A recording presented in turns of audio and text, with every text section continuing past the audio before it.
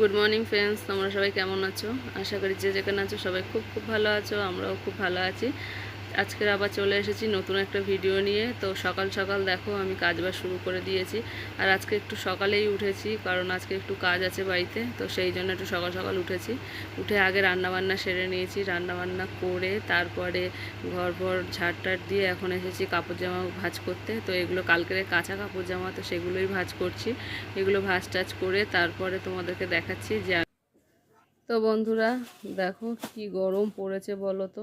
মাঝে বৃষ্টি হলো, তাও কোনো লাভ হলো না, আবার যেই গরম সেই আবার ফিরে এসছে। তো যাই হোক, সকালবেলা কি রান্না করেছি সেটাই তোমাদেরকে আগে দেখিয়ে দিই। এখানে আছে মাছ দিয়ে ঝিঙে আলুর ঝোল, আর এখানে আছে পুঁই শাক দিয়ে কুমড়ো আর মাছের মাথা দিয়ে চচ্চড়ি, আর এখানে ভাত, আর এখানে রুটি। আমার মেয়ে এখন খায়নি, সেটাই রয়েছে। তো আজকে অনেক কাজ আছে, সেই জন্য শর্টকাটে সকাল সকাল উঠে এটাই রান্না করেছি। আর রুটি করেছিলাম, আমার বর খেয়ে গেছে, আবার নিয়ে গেছে। আর আজকে দেখো কত কাজ। এই যে এক ঝোড়া বোতল, এগুলো সব পরিষ্কার করব, বাসন মাজবো, ঘর টরগুলো মুছবো। বোতলগুলো একটু নোংরা হয়ে গেছে, ওই জন্য বোতলগুলো এখন পরিষ্কার করবো। আর এই বোতল পরিষ্কার করতে করতে অর্ধেক টাইম চলে যাবে। এখনও বাসন মাজা বাকি আছে। তো যার জন্য আজকে সকাল সকাল কাজ বাজগুলো সেরে নিয়েছি, বিশেষ করে রান্না বান্না। তো বাকি কাজগুলো তো এখনও হয়নি। আর কালকে কাপড় জামাগুলো ভাঁজ করে নিলাম। তো আর যে প্লাস্টিকগুলো দেখালাম, ওগুলো যে প্লাস্টিকগুলো দেখলে সেগুলো হচ্ছে জামাই ষষ্ঠীর কেনাকাটা করেছি সেইগুলো। তো তোমাদের কী কী কিনেছি সেটা তোমাদেরকে পরে দেখাবো। আর এখন কাজগুলো সেরে নিয়ে আর ভালো লাগছে না। আর গরমে দেখেছে পুরো ঘেমে গেছি, আবার সেই গরম আবার ফিরে আসছে।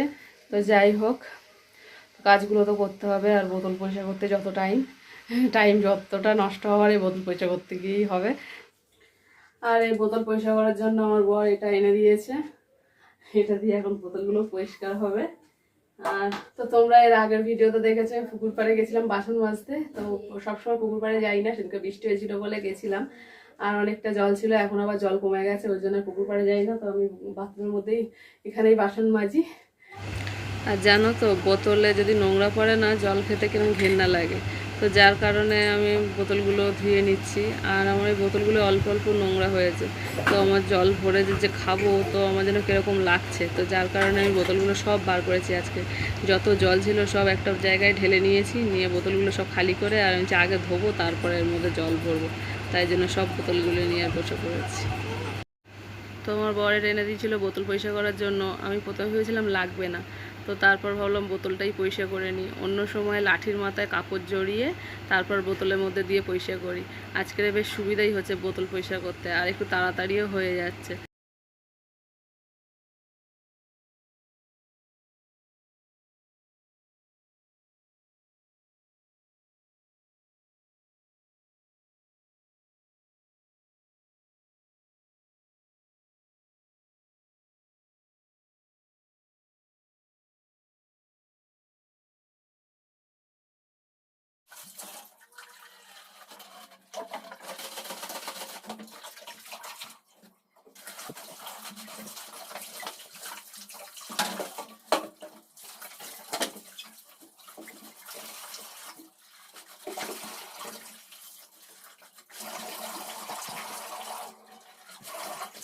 বন্ধুরা, এই যে বোতল পরিষ্কার করে উপুর করে রেখেছিলাম, এখন রান্নাঘরে নিয়ে এসেছি। বাসন মেজে উপুর করে দিচ্ছি গ্যাসের পাশে। ঘরটার মোছা কমপ্লিট।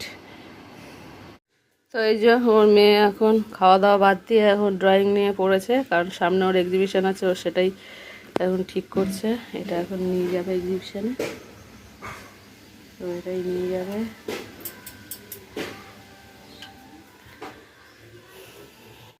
ঘরের কাজবাজ সব কমপ্লিট, শুধু একটু গরম জল করব। আর বোতলগুলো একবার পরিষ্কার করতে হবে, কারণ নাহলে সার্ফের গন্ধ হতে পারে। তো বোতলগুলোর মধ্যে একটু গরম জল দিয়ে আরেকবার ধুয়ে নেবো। কি গরম পড়েছে বন্ধুরা, আবার গরম ফিরে আসছে। তো এখন আমার মেয়ে স্নান করতে ঢুকেছে, এরপরে আমি স্নান করতে ঢুকবো, তারপর ঠাকুর ঠাকুর দেবো। এখনও ঠাকুর দেওয়া হয়নি, এখন বাজে 1:20। বুঝতে পারছো, বোতল ধুতে ধুতেই আমার টাইম চলে গেছে। তো তো স্নান করতে ঢুকেও বেরিয়ে গেছি, কারণ মাথায় একটু টক দই দিলাম। আর অনেক দিন মাথায় কিছু দিই না, তো ভীষণই চুল উঠছে। তো যার কারণে আজকের মনে হলো একটু টক দই দিই। আর টক দইও ঘরে ছিল, তো টক দই আর সরষের তেল একসঙ্গে মিক্সড করে মাথায় দিয়েছি। তো সবসময় তো মাথায় দেওয়া হয় না, আর ভীষণ চুল উঠছে, জানি না কী করবো, বুঝতে পারছি না। তো তোমরা একটু কমেন্ট করে জানিও তো বন্ধুরা যে মাথায় কী দিলে চুলোটা কমে, কারণ আমার মাথা থেকে ভীষণ চুল উঠছে।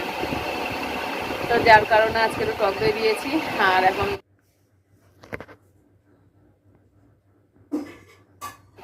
তো বন্ধুরা এখন বাজে 3:30, আর আমি সবে স্নান টান করে ঠাকুরটা দিয়ে উঠলাম, আর এবারে খাওয়া দাওয়া করবো। তো খাওয়া দাওয়া করে তারপরে তোমাদেরকে জামাই ষষ্ঠীর কেনাকাটা দেখাবো। তাহলে চলো পরে আবার আসি। জামাই ষষ্ঠীতে কী কী কিনেছি সেগুলোই তোমাদের সাথে শেয়ার করব। প্রথমে দেখাই আমার মায়ের জন্য যে শাড়িটা নিয়েছি সেইটা।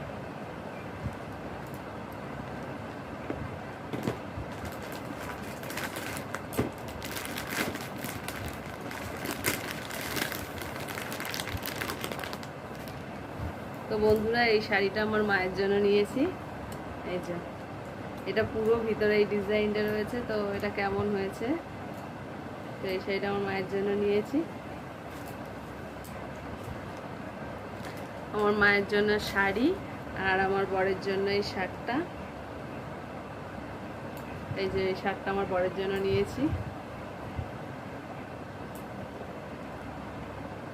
তো এটা এই যে গেঞ্জি, এই একটা গেঞ্জি, আর এই একটা গেঞ্জি।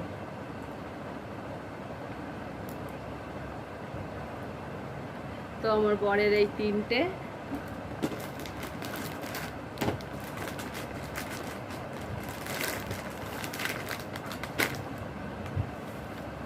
আর এই যে একটা শাড়ি,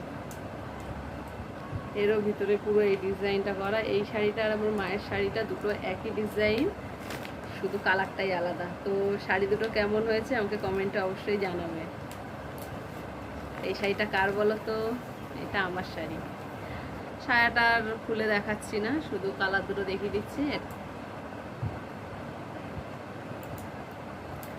এই যে এই ব্লাউজটা আমার মায়ের, যদিও বা কালারটা আলাদা, এটা ব্লু কালার, কিন্তু ব্লাউজটা আমি এমনিই নিয়েছি পরার জন্য।